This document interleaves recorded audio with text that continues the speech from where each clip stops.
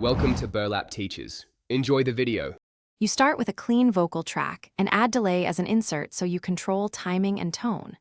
Open the mixer, pick an empty insert and load stereo delay or tape delay. This places the effect directly on the vocal.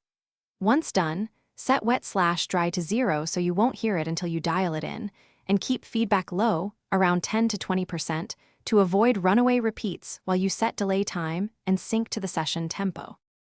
You now shape the delay's musical place by choosing a time division or entering milliseconds. Quarter notes give space, eighth notes create movement.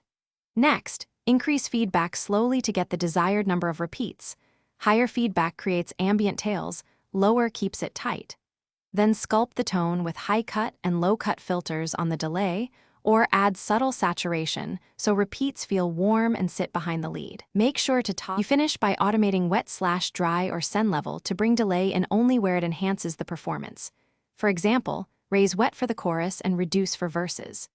If you prefer parallel processing, route the vocal to an aux bus with the delay plugin for independent control of tails and reverb. If problems appear, like clicks, comb filtering, or phasing, make sure delay sync is correct. Nudge milliseconds slightly, or engage high-pass filtering on the repeats. These quick fixes usually restore clarity.